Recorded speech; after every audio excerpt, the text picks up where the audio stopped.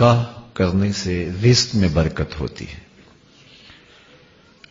عصمت کے جوہر کی حفاظت کرتی ہے شادی، اور انسان کا سب سے قیمتی اثاثہ اس کی عصمت کا جوہر ہے، اس کی آبرو کا جوہر ہے، اور اگر یہ بحفاظت اپنی منزل مراد تک پہنچتا ہے تو یہ سعادت مندی ہوتی ہے کسی بھی شخص کی۔ کسی نے کہا تھا کہ یہ ایک آزمائش بھی ہے جوانی، اور حضور نے بڑی خوبصورت بات ارشاد فرمائی، یا معاشر الشباب من استطاع منکم الباء فلیتزوج فانہ اغض للبصر واحسن للفرج فمن لم یستطع فعلیہ بالصوم فانہ لہ وجاء۔ اے جوانوں کے گروہ، تم میں سے جو نکاح کرنے کی استطاعت رکھتا ہے وہ دیر نہ کرے، بہت جلد نکاح کر لے، یہ نظر کا پارسائی کا محافظ ہے۔ اور اگر تم میں سے کوئی شخص نکاح کرنے کی فی الحال استطاعت نہیں رکھتا، مالی حالات اجازت نہیں دیتے، مناسب رشتہ نہیں ملتا، تو فرمایا کثرت کے ساتھ روزے رکھے۔ روزے قاطع شہوات ہیں۔ سب سے قیمتی اثاثہ وہی ہے جو انسان محفوظ کر پائے۔ اس کائنات کا سب سے خوبصورت چہرہ وہی ہے جو جنسی کالک سے اپنے آپ کو محفوظ رکھ پائے۔ تو یہ نکاح کے مقاصد سے ہے عصمت کے جوہر کی حفاظت۔ نکاح کا تیسرا مقصد حصول اولاد ہے۔ ہر شخص یہ چاہتا ہے کہ میری نسل آگے بڑھے، پروان چڑھے، تو اس کے لیے بقائے نسل انسانی کے لیے اور نسل کی بڑھوتری کے لیے، اپنے نام کی بقا کے لیے نکاح کیا جاتا ہے۔ آقا کریم نے ارشاد فرمایا کہ تزوج الودود الولود، ٹوٹ کر محبت کرنے والی خواتین سے اور کثرت کے ساتھ بچے جنم دینے والی خواتین سے نکاح کرو۔ تو اس کا مقصد بقائے نسل انسانی ہے۔ چوتھا مقصد نکاح کا جس کے لیے نکاح کیا جاتا ہے طمانینت اور سکون حاصل کرنا ہے۔ تھکا ماندہ شخص جب گھر کو واپس لوٹتا ہے تو بیوی کی مسکراہٹ اس کو طمانینت دیتی ہے۔ حضور نبی رحمت صلی اللہ علیہ وآلہ وسلم نے ارشاد فرمایا کہ 3 چیزیں کسی شخص کی خوش بختی سے ہیں: اچھا گھر، اچھی سواری اور اچھی بیوی۔ اچھا گھر اسے کہتے ہیں جو کشادہ ہو، اچھی سواری یہ ہے کہ جو منزل تک پہنچانے میں معاونت کرے، اور اچھی بیوی کی تعریف یہ کی گئی کہ جو شوہر کے مال میں خیانت نہ کرے، اور جب شوہر اس کو دیکھے تو وہ شوہر کو خوش کر دے۔ تو یہ تعریف اچھی بیوی کے کی گئی ہے۔ ازدواجی زندگی کے رہنما اصول حضور نے ہمارے سامنے رکھے۔ مرد کو بھی تاکید کی کہ وہ کس طرح رویہ اختیار کرے اور اس کی ازدواجی زندگی خوبصورت ہو، اور بیوی کو بھی، عورت کو بھی اس کی تاکید کی۔ اس سے جامع اور کوئی بات خاتون کے لیے نہیں ہو سکتی جو حضور نے مرد کے حقوق کو بیان کرتے ہوئے ارشاد فرمائی۔ ایک شخص کا اونٹ پاگل ہو گیا، دیوانہ ہو گیا، تو وہ حضور کی خدمت میں حاضر ہوا کہ یا رسول اللہ صلی اللہ علیہ وسلم، میرا اونٹ پاگل ہو گیا۔ اب کسی شخص کا اونٹ پاگل ہو جائے، یا کسی کا گدھا خراب کرے، یا کسی کی گائے خراب کرے، تو میرے پاس تو ابھی کبھی کوئی نہیں آیا کہ جناب ہمارے بیل ہمیں خراب کر رہے ہیں تو آپ کوئی اس کا علاج کیجئے، چونکہ انہیں پتا ہے ان سے مسئلہ پوچھنا ہے، یہ ان چیزوں کا علاج نہیں جانتے۔ لیکن صحابہ اپنے ہر دکھ کا مداوع حضور کو جانتے تھے، انہیں پتا تھا ہر درد کا دارو یہاں ہے، ہر مرض کا علاج یہاں ہے۔ تو وہ حضور کے پاس آ کے حاضر ہو کے عرض گزار ہوئے کہ حضور اونٹ دیوانہ ہو گیا ہے، اور جب اونٹ دیوانہ ہو جائے تو سخت نقصان دہ ہوتا ہے۔ ویسے جتنے بھی جانور ہیں ان میں سے اونٹ کی تخلیق مختلف ہے۔ اللہ تعالیٰ نے قرآن مجید میں ارشاد فرمایا افلا ينظرون الى الابل كيف خلقت، وہ ذرا غور کر لیں اونٹ کی طرف، اس کو کیسے پیدا کیا گیا۔ اس کی تخلیق بھی تھوڑی سی مختلف ہے اور اس کی عادات بھی مختلف ہیں۔ ہر سواری پر چھلانگ لگا کے بیٹھنا پڑتا ہے، لیکن یہ اپنے سوار کے لیے خود بیٹھتا ہے۔ یہ بار برداری کے کام بھی آتا ہے، سواری کے کام بھی آتا ہے، دودھ بھی دیتا ہے، اس سے پرورش اور نسل کی بڑھوتری بھی ہوتی ہے، اور یہ اس کا گوشت کھانے کے کام بھی آتا ہے۔ اور یہ متی اتنا ہے کہ 4 سال کا بچہ اس کی نکیل پکڑے اور جہاں مرضی لے جائے۔ لیکن جب یہ بگڑتا ہے تو اتنا نقصان دہ ہوتا ہے کہ پھر کسی کے قابو میں نہیں آتا۔ تو پرانے باغات مسجد نبوی میں آپ لوگوں نے اگر سفر کیا تو دیکھے ہوں گے کہ آج بھی 4 دیواریوں میں ہے۔ تو اس 4 دیواری کے اندر اس کو بند کیا اور حضور کی خدمت میں آ کے صحابی نے عرض کی حضور اونٹ پاگل ہو گئے، تو حضور علیہ السلام اس کے ساتھ چل دیے۔ صحابہ بھی ساتھ تھے، فرماتے ہم ڈر گئے کہ اونٹ دیوانہ ہو جائے تو سخت نقصان دیتا ہے، اور حضور اس کے ساتھ چل پڑے ہیں۔ خیر،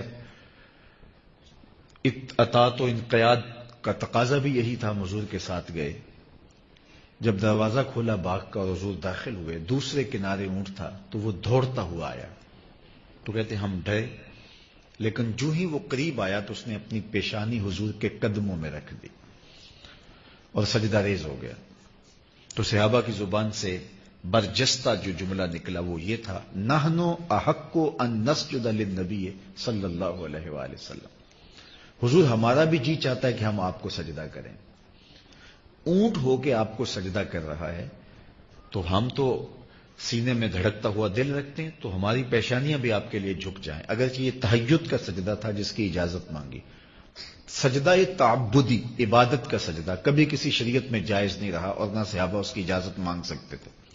تہجد کا سجدہ جس طرح فرشتوں نے آدم علیہ السلام کو کیا، یہ حضرت یوسف علیہ السلام کے بھائیوں نے حضرت یوسف علیہ السلام کو کیا، تو یہ تعظیمی سجدہ ہے۔ تو کہا حضور ہمارا بھی جی چاہتا ہے، نحنو احق ان نسجد للنبی صلی اللہ علیہ وآلہ وسلم، ہمارا جی چاہتا ہے کہ ہم آپ کو سجدہ کریں۔ تو آقا کریم نے فرمایا میری شریعت میں روا نہیں، اور اگر جائز ہوتا تو میں بیوی کو حکم دیتا کہ وہ شوہر کو سجدہ کرے۔ شوہر کے حقوق جو بیوی پر عائد ہوتے ہیں ان کو بیان کرنے کے لیے اس سے بہتر کوئی مثال نہیں ہو سکتی ہے۔ تو یہ اتنا جامع بیان ہے شوہر کے حقوق کے حوالے سے کہ اگر یہ صرف ایک حدیث بیوی ملحوظ رکھے تو اس دواجی زندگی میں تلخی نہیں آ سکتی۔ دوسری جانب شوہروں کو بیویوں کے ساتھ حسن سلوک کرنے کی تلقین کرتے ہوئے آقا کریم نے ارشاد فرمایا کہ اگر تمہیں بیوی کی کوئی عادت ناپسند ہے تو کوئی ایسی عادت بھی تو ہوگی جو تمہیں پسند ہوگی۔ چونکہ طبائع میں اختلاف یہ قدرت کی کرشمہ سازی ہے، تنوع طبیعت کے اندر یہ ایک لازمی امر ہے۔ 2 آدمیوں کے درمیان مکمل موافقت پائی جائے، جب کہا جاتا ہے کہ 2 تو بس ایک ہی صورت ہیں، ان کی عادات، خصائل، طرز زندگی، انداز معاشرت بالکل ملتا جلتا ہے، تو جدید دنیا کے ماہرین کہتے ہیں کہ 2 آدمیوں کے مابین مکمل موافقت اگر مان لی جائے تو وہ 80% ہوگی، 20% پھر بھی طبیعتوں میں اختلاف پایا جائے گا، یہ فطرت کا حسن ہے۔ تو عمومی طور پہ ایسے تو کوئی ہی ملیں گے جن کی طبیعتوں میں اتنا اتفاق اور موافقت ہو، تو اگر ہو بھی تو وہ 80% ہوگی، تو 20% تو پھر اختلاف ہوگا۔ تو پھر اس کا مطلب یہ ہے کہیں مرد کو کمپرومائز کرنا ہوگا، کہیں عورت کو کرنا ہوگا، تب زندگی گزرے گی۔ اور اگر ہر شخص اپنی طبیعت کے سانچے میں دوسرے کو اگر ڈھالنا چاہے گا تو مکمل موافقت رکھنے والا شخص بھی اس دواجی زندگی کی خوبصورتی سے متمتع نہیں ہو سکتا۔ اب اس کے لیے بہترین اصول حضور نے کیا دیا کہ اگر اس کی کچھ عادتیں تمہیں ناپسند ہیں تو کچھ عادتیں ایسی بھی تو ہوں گی جو تمہیں پسند ہوں گی، تو ان پسندیدہ عادتوں کو دیکھ کر کے تم اپنی زندگی گزارو۔ اور میں کہتا ہوں کہ عورت کی پسندیدہ عادات میں سے ایک عادت ایثار ہے، قربانی ہے۔ جب نکاح ہوتا ہے زوجین اس بندھن میں بندھتے ہیں تو اب دونوں میں سے کسی ایک نے اپنا گھر چھوڑنا ہوتا ہے دوسرے کے لیے، یا مرد اپنا گھر چھوڑ کے بیوی کے ساتھ چلا جائے یا بیوی اپنا گھر چھوڑ کر کے شوہر کے ساتھ چلی جائے، تو یہ قربانی خاتون دیتی ہے۔ اور گھر کے ساتھ جو تعلق، جو جذباتی ربط خاتون کا ہوتا ہے وہ مرد کا اپنے گھر کے ساتھ نہیں ہوتا، لیکن وہ شوہر کے لیے، اپنے خامند کے لیے یہ قربانی دیتی ہے اور بطیب خاطر دیتی ہے۔ اس کے دل پر ایک بوجھ تو ضرور ہوتا ہے کہ میں وطن مالوف چھوڑ رہی ہوں، ماں باپ کا گھر چھوڑ رہی ہوں، میکے دیس چھوڑ رہی ہوں، لیکن وہ چھوڑتی ہے۔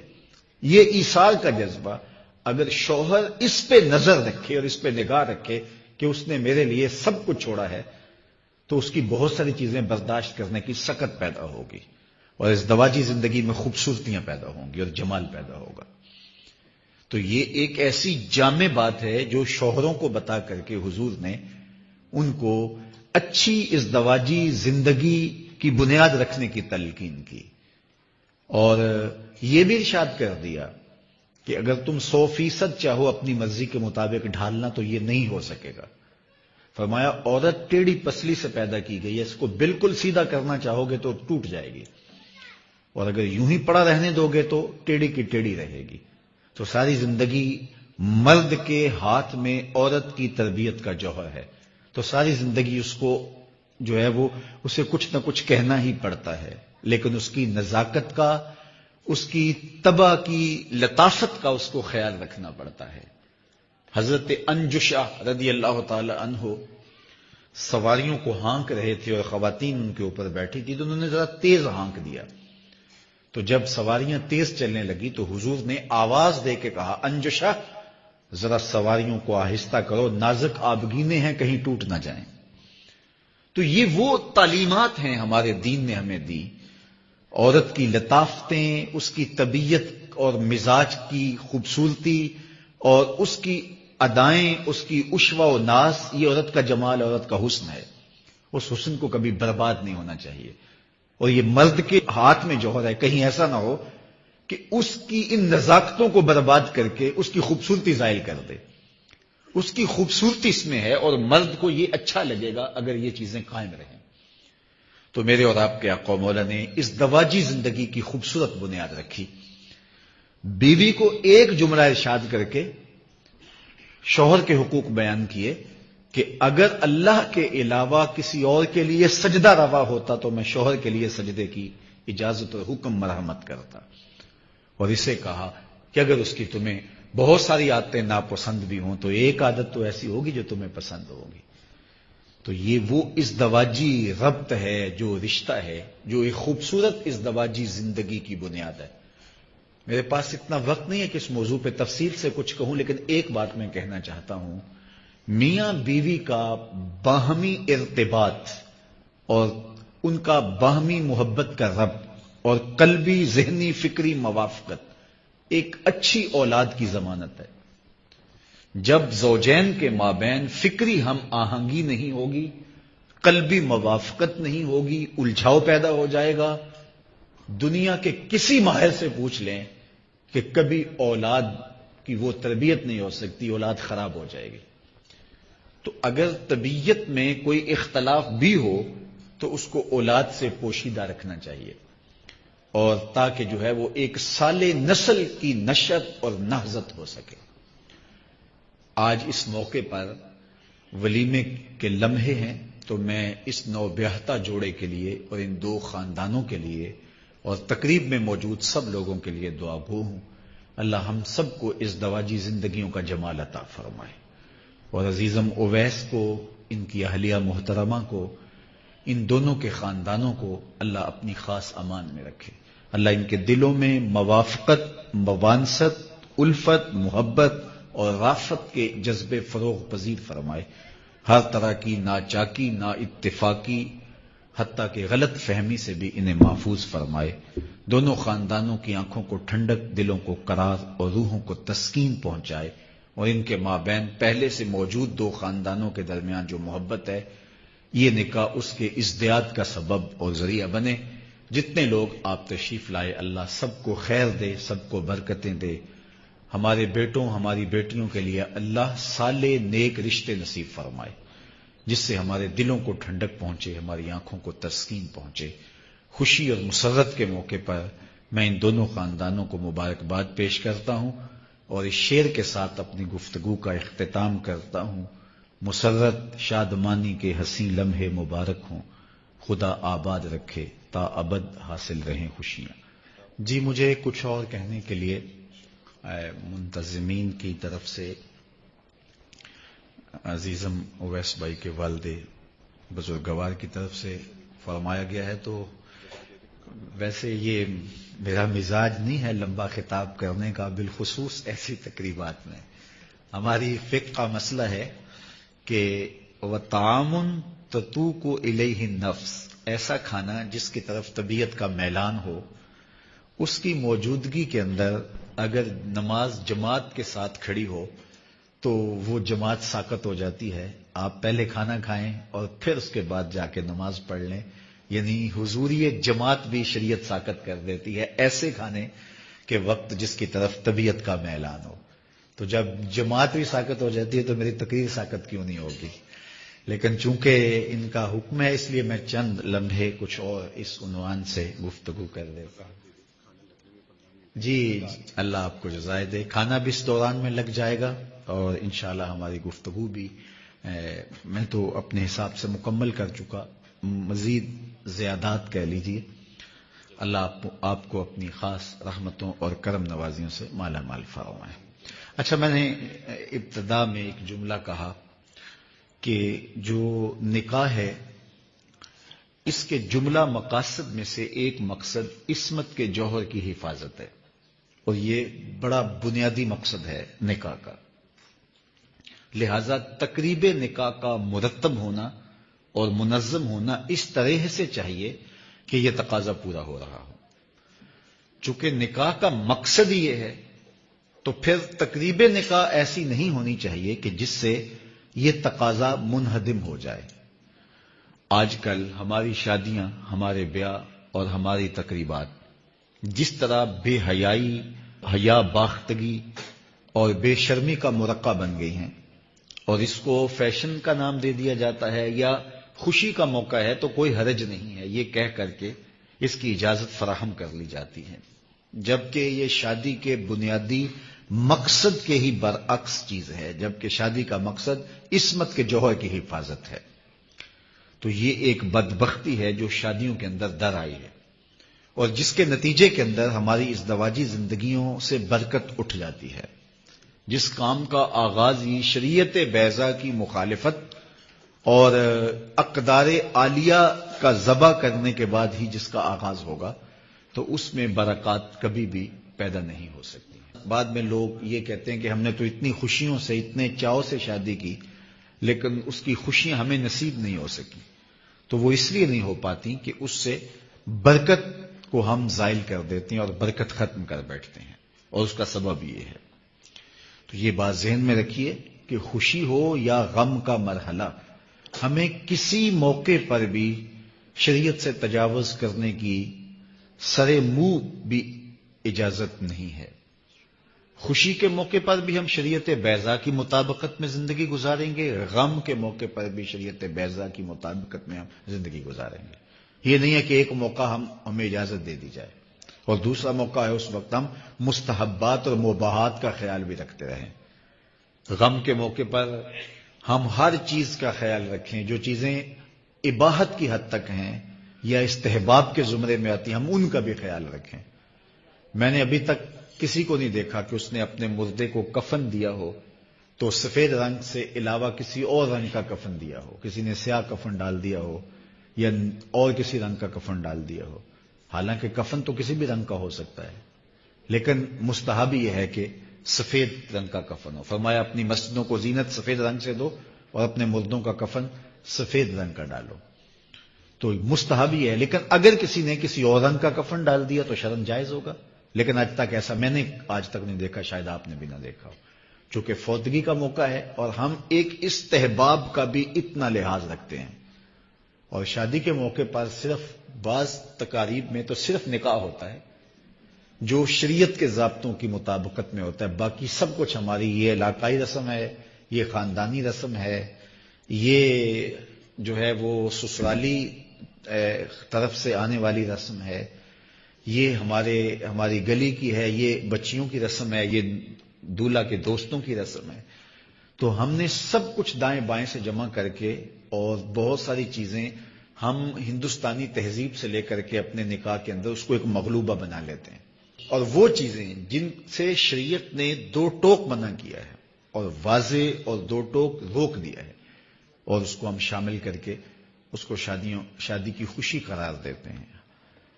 مجھے ایک سادی سی بات بتائیے کہ جب شادی اور نکاح کی تقریب ہونے جاتی ہے تو خاندان کے اندر کچھ لوگ ناراض بھی ہوتے ہیں، روٹھے بھی ہوتے ہیں. تو اس موقع پر ایک اچھی بات ہے کہ سب کو جوڑ لیا جاتا ہے. خاندان کے بڑے بوڑھے مل کے کہتے ہیں کہ ماما ناراض ہے تو اس کو راضی کر لیا جائے، چچا ناراض ہے تو اس کو راضی کر لیا جائے، پھپھو ناراض ہے تو اس کو. باقاعدہ وفد بن کے جاتے ہیں اور ان کی باتیں بھی سنتے ہیں. یہ بڑے خاندانوں کے اندر بوڑھے اچھے بزرگ ہوتے ہیں جن کی کوشش ہوتی ہے کہ اس موقع پہ کوئی ناراض نہ رہے، خوشی کا موقع ہے. تو ماموں بھی آ گئے، چچا بھی آ گئے، خالہ بھی آ گئی، پھپھو بھی آ گئی، سب راضی ہو گئے.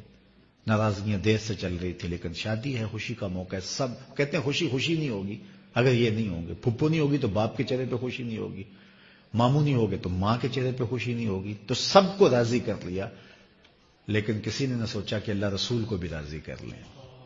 اگر شریعت کا مذاق اڑائیں گے اور اپنی من مانی اور خواہش نفس کے مطابق شادی کی تقریب کو مرتب کریں گے تو اللہ بھی ناراض، اس کا رسول بھی ناراض. تو شادی پہ ہم ایک ایک کو راضی کرتے ہیں اور اللہ اس کے رسول کی ناراضگی مول لیتے ہیں اور جان بوجھ کے مول لیتے ہیں. تو اس کا پھر نتیجہ یہ کیا ہوتا ہے کہ شادیاں برکت کے نور سے خالی ہوتی ہیں.